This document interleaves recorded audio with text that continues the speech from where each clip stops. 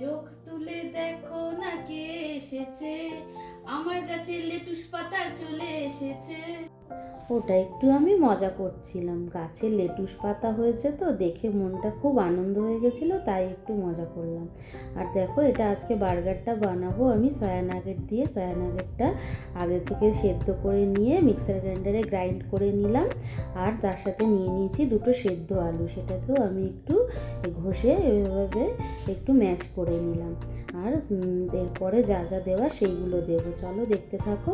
নিয়ে নিয়েছি একটা পেঁয়াজ কুচি, পেঁয়াজ একটা বড় সাইজের পেঁয়াজ ছিল, নিয়ে নিলাম রসুন কুচি, 1 চামচ রসুন কুচি আছে, আর বেশ খানিকটা ধনে পাতা নিয়ে নিলাম। এরপরে দিয়ে দিচ্ছি গোলমরিচ গুঁড়ো, 1 চামচ গোলমরিচ গুঁড়ো আছে, দিলাম চিলি ফ্লেক্স, তারপরে দিয়ে দেবো অরিগ্যানো, দিয়ে এরপরে আরও কিছু জিনিস দেবো, যেমন ধরো এর মধ্যে নুন দেবো, নুন তো দিতেই হবে, নুন ছাড়া তো রান্না কমপ্লিট হবে না। স্বাদ মতো নুন দিয়ে দিলাম টমেটো কেচাপ, এখানে 2 চামচ মতন টমেটোর কেচাপ আছে, আর দিয়ে দিলাম 2 চামচ মেয়োনিজটা দিয়ে, আর দিয়ে দেবো একটা ছোট্ট কিউব যে চিজগুলো হয়, সেই কিউব চিজটাকেও আমি একটু এখানে গ্রেট করে দিয়ে দেবো। কিউব চিজটা দিলে পরে না দুর্দান্ত ভালো একটা স্বাদ আসবে, আর বাচ্চারা খেতে খুব পছন্দ করবে। দিয়ে এটাকে ভালো করে চটকে চটকে মেখে নেবো। আর এটা এত সুন্দর, যত ভালো করে মাখতে পারবে তার স্বাদটা তত ভালো হবে। আর আমি একটু লঙ্কা কুচি দিলাম, তোমরা যদি মনে করো ঝাল কম খাবে তবে লঙ্কা কুচিটা দেবে না। আর এইভাবে একটা পোর্শন নিয়ে নিলাম, কিছুটা পোর্শন নিয়ে এইভাবে হাতের সাহায্যে চ্যাপটা চ্যাপটা করে এইভাবে বানিয়ে নেবো। ঠিক যেমন দেখো, দেখে যেমন ঘুটে দেয় সেই রকমভাবে বানিয়ে নিলাম। একেবারে চ্যাপটা করে বানিয়ে নিয়ে ট্যাপ করে রেখে দিলাম। দিয়ে এইভাবে সমস্ত কতগুলো বানিয়ে নেব। এখানে আমার 5টা মতন তৈরি করেছি। সমস্ত পোর্শনগুলো এইভাবে ভাগ করে নিয়ে হাতের সাহায্যে চেপে চেপে এইভাবে বানিয়ে নেবো। আর হাতে একটু না তেল মাখিয়ে নিয়েছিলাম, তাহলে হাতে লেগে যাবে না। এইভাবে চ্যাপটা চ্যাপটা করে প্যাটিগুলো তৈরি করে নিলাম।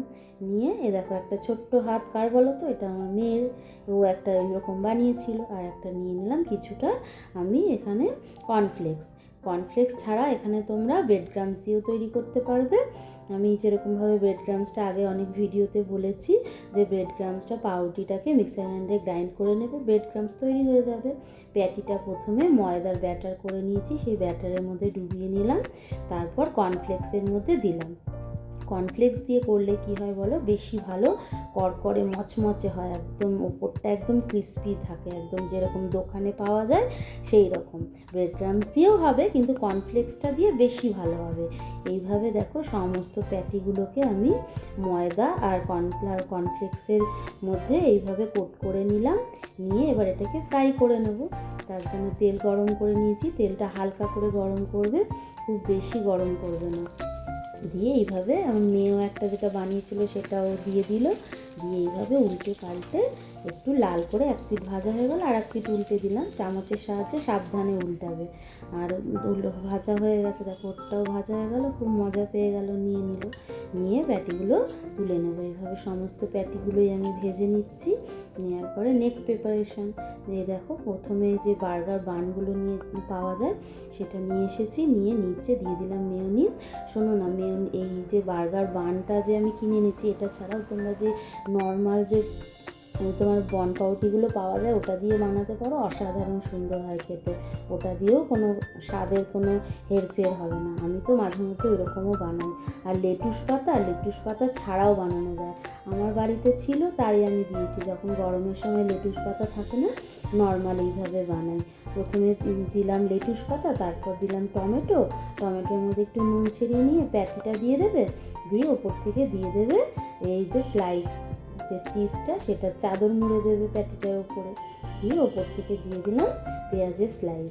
এবার পেঁয়াজের ওপরেও না একটু নুন ছড়িয়ে দেবো, আর একদম ওপরে যে বানের যে ওপর পোর্শনটা সেটার মধ্যে দিয়ে দেবো টমেটো কেচাপটা ভালো করে স্প্রেড করে নিয়ে, দিয়ে ওপর থেকে ওটা দিয়ে ওপর থেকে ঢাকনা দিয়ে দেবো, দিয়ে একটা টুথপিক দিয়ে চেপে দেবো। তার ফলে কি ভালো মতন ওটা সেট হয়ে থাকবে, খুলে যাবে না। তোমরা চাইলে সেকেও নিতে পারো। ব্যাস তৈরি হয়ে গেল, টাটা।